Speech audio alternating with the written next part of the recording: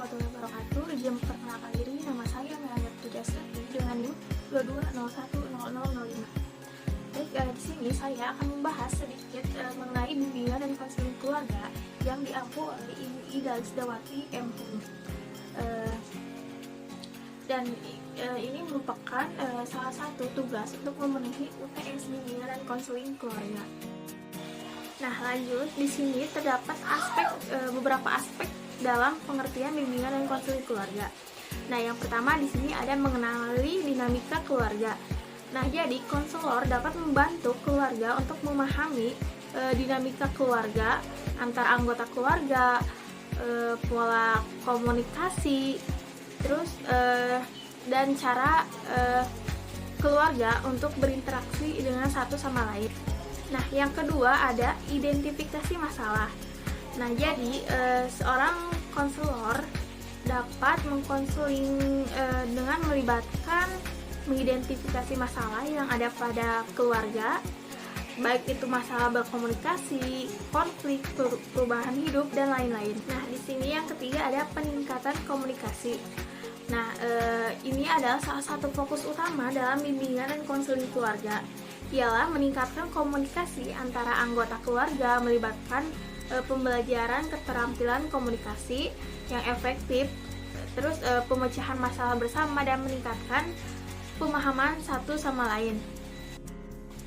Nah, lanjut, di sini ada urgensi bimbingan dan konseling keluarga yang telah ditetapkan oleh beberapa para ahli. Yang pertama seperti Chad Rogers, lalu ada Virginian Satir, dan Murray Bowen.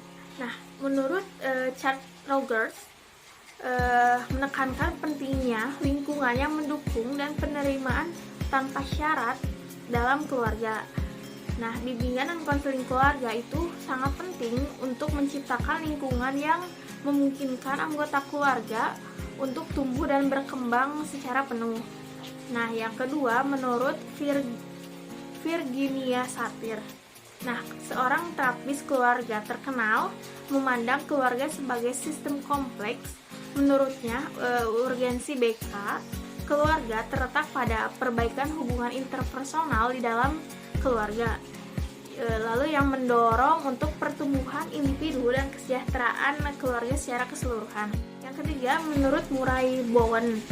Nah, Bowen mengembangkan teori sistem keluarga yang menekankan pentingnya memahami pola-pola interaksi keluarga dalam mengidentifikasi dan memecahkan pola-pola yang tidak sehat dalam sistem keluarga. Jadi di sini ada sejarah perkembangan dan struktur keluarga mencakup perubahan dalam cara keluarga. Sejarah keluarga di sini ada keluarga primitif.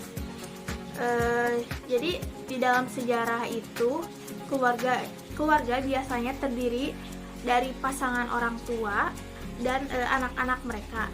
Nah, keluarga ini hidup dalam kelompok kecil dengan peran-peran yang jelas dalam pembagian pekerjaan berdasarkan gendernya masing-masing.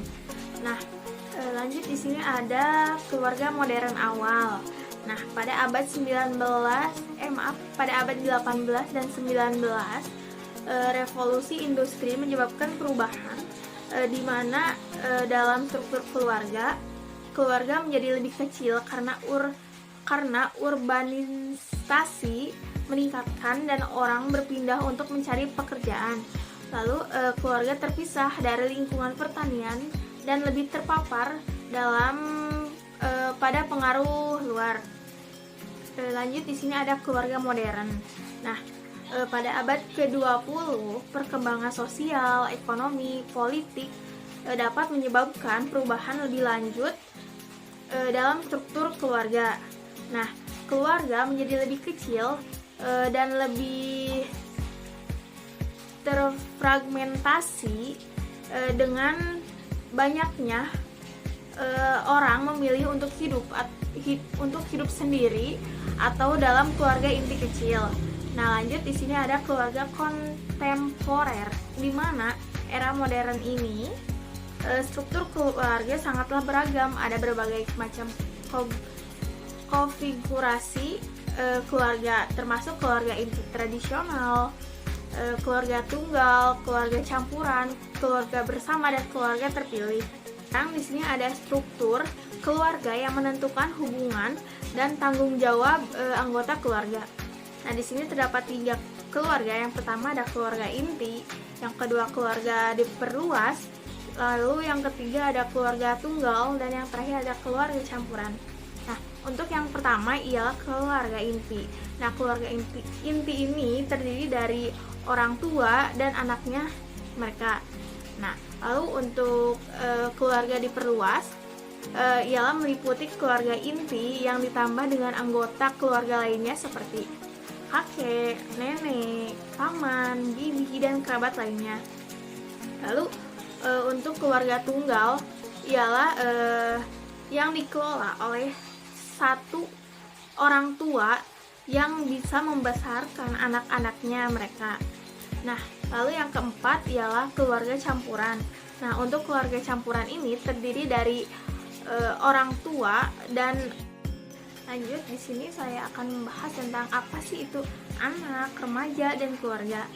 Nah, untuk anak adalah seseorang yang masih dalam tahap perkembangan serta pertumbuhan fisik, emosional, sosial, dan intelektualnya. Nah, biasanya anak-anak ini merupakan individu yang belum mencapai dari usia dewasa dan belum mencapai kemandiriannya sendiri. Nah, lanjut di sini apa sih itu remaja? Nah, remaja adalah fase perkembangan di mana manusia yang berada di antara masa kanak-kanak dan dewasa. Nah, rentang usia remaja bervariasi di berbagai budaya, tapi biasanya dengan perubahan fisik, emosional, dan sosial yang signifikan. Apa itu keluarga? Nah, keluarga adalah unit dasar dari masyarakat di mana individu-individu itu terkait secara emosional, sosial, ekonomi, dan kadang-kadang hukum. Nah, keluarga ini terdiri dari orang tua, anak-anak, dan kerabat lainnya.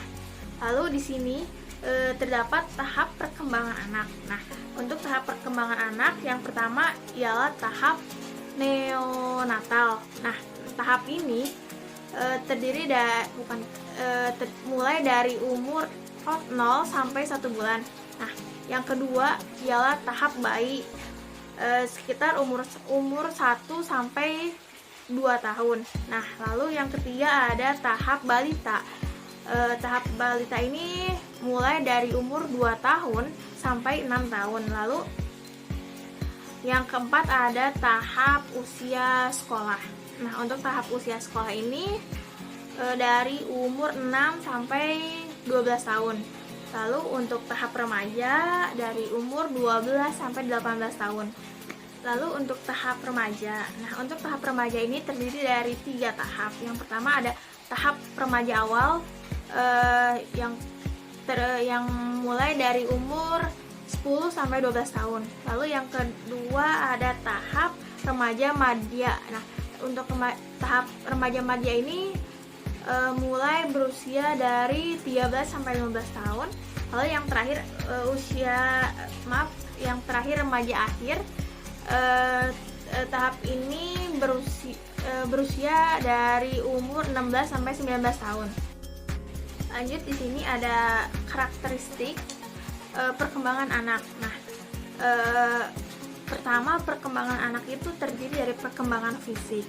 Nah, perkembangan fisik ini seperti perkembangan motorik kasar seperti merangkak, berjalan, dan berlari. Nah, lalu untuk yang kedua ialah perkembangan kognitif. Nah, pada masa balita, perkembangan bahasa dan kemampuan memecahkan masalah sederhana meningkatkan secara signifikan. Nah, yang ketiga ada perkembangan sosial. Nah, pada masa bayi dan balita, anak-anak mulai membentuk ikatan dengan orang tua dan pengasuh utama mereka. Lalu yang keempat ada perkembangan emosional. Nah, pada masa bayi mereka mulai menunjukkan nih bagaimana emosi dasar seperti sukacita, sedih, dan marah mereka. Nah, untuk perkembangan remaja pula di sini seperti perkembangan psikososial, lalu perkembangan kognitif, lalu perkembangan moral, dan perkembangan spiritual. Serta di sini ada perkembangan sosial. Selanjutnya di sini ada fungsi-fungsi keluarga dalam mendukung perkembangan anak dan remaja. Nah, yang pertama di sini seperti ada pengasuhan, yang kedua pemenuhan kebutuhan, dan yang terakhir ada pembentukan identitas. Nah, untuk pengasuhan itu seperti memberikan kasih sayang dan perhatian dan memberikan batasan serta aturan. Nah, untuk pemenuhan kebutuhan itu terdiri dari pemenuhan kebutuhan fisik, lalu seperti pemenuhan kebutuhan emosional. Lalu yang ketiga ada pembentukan identitas. Nah, untuk pembentukan identitas ini terdiri dari model, peran, dan nilai, dan memberikan dukungan eksplorasi identitas. Nah, lalu di sini ada beberapa strategi untuk memperkuat hubungan keluarga dan mendukung perkembangan anak dan remaja. Nah, yang pertama ialah komunikasi terbuka dan positif. Nah, ini dapat membangun komunikasi yang terbuka antara anggota keluarga adalah kunci utama untuk memperkuat hubungan keluarga.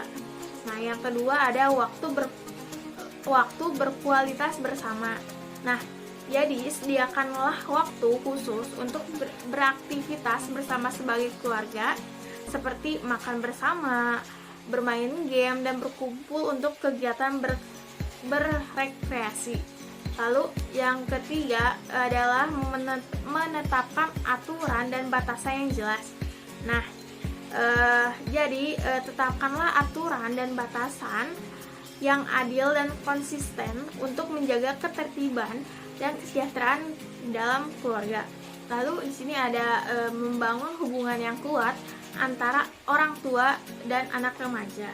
Nah, jadi kita perlu menjaga yang namanya komunikasi terbuka dan saling menghormati antara orang tua dan anak. Lalu memberikan ruang bagi anak remaja untuk berekspresi diri dan menyampaikan pendapat mereka sambil tetap memberikan suatu arahan dan dukungan sebagai orang tua. Lalu kita harus menyeimbangkan waktu keluarga dan waktu individual. Nah, jadi kita harus menyediakan waktu untuk kegiatan keluarga yang bermanfaat sambil memberikan ruang bagi anggota keluarga untuk mengejar minat dan bakat kegiatan individu mereka sendiri. Lalu di sini ada mendukung pertumbuhan dan perkembangan yang sehat. Nah, untuk mendukung pertumbuhan dan perkembangan yang sehat, jadi kita harus mendorong kebiasaan hidup sehat dan gaya hidup sehat yang seimbang bagi semua anggota keluarga, termasuk diet sehat, olahraga, dan tidur yang cukup. Lalu bisa juga menyediakan dukungan emosional dan sosial. Jadi untuk membantu keluarga mengatasi tantangan dan masalah yang mungkin mereka hadapi saat itu. Lanjut, di sini saya akan membahas tentang tahapan konseling keluarga dan keterampilan individual konselor keluarga. Nah, di sini untuk konseling keluarga adalah suatu proses bantuan psikologis yang dilakukan oleh seorang profesional kepada anggota keluarga atau keseluruhan keluarga untuk mengatasi sebuah masalah. Nah, untuk konseling ialah bertujuan untuk memahami dan mengatasi berbagai masalah yang mungkin terjadi dalam konteks keluarga, seperti konflik antar anggota keluarga, kesulitan dalam berkomunikasi, perubahan peran dan dinamika keluarga, serta berbagai tantangan lainnya. Nah, lanjut di sini ada tahapan konseling keluarga.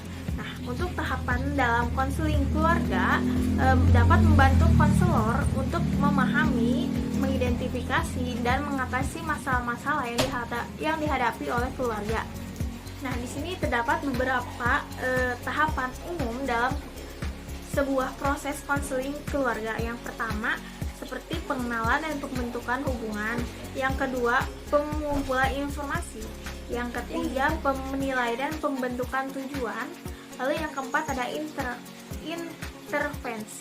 Yang kelima ada evaluasi dan terminasi. Lanjut di sini ada proses keterampilan seorang konselor. Nah, proses pengembangan keterampilan seorang konselor ialah dapat melibatkan langkah-langkah tertentu yang membantu mereka memperoleh, mengasah, dan mengaplikasikan keterampilan. Nah, di sini terdapat beberapa proses umum dalam pengembangan keterampilan seorang konselor. Yang pertama seperti pendidikan dan pelatihan awal. Yang kedua seperti supervisi. Yang ketiga ada pengalaman lapangan. Yang keempat pengamatan modelasi. Yang kelima ada pertumbuhan pribadi dan refleksi. Lalu yang terakhir ada pengembangan keterampilan kontinu. Lalu di sini ada keterampilan individu konselor keluarga. Nah, dalam keterampilan individu yang dimiliki oleh seorang konselor keluarga sangatlah penting untuk membimbing dan mendukung keluarga dalam mengatasi masalah-masalah mereka. Nah, serta meningkatkan kesejahteraan keluarga secara keseluruhan. Lalu di sini ada beberapa keterampilan individu konselor dalam keluarga untuk keluarga yang diperlukan. Nah, yang pertama seperti mempunyai empati, yang kedua mempunyai komunikasi yang efektif, yang ketiga ada keterampilan pengamatan, yang keempat ada kemampuan analisis dan penalaran, yang kelima ada kesabaran dan penyabaran, yang keenam ada kemampuan mengolah konflik, yang terakhir ada keterampilan pemecahan masalah. Ya, mungkin segitu saja video presentasi dari saya. Kurangnya mohon maaf karena saya masih dalam tahap belajar. Mungkin saya tutup dengan membacakan Alhamdulillahirobbilalamin. Assalamualaikum warahmatullahi wabarakatuh.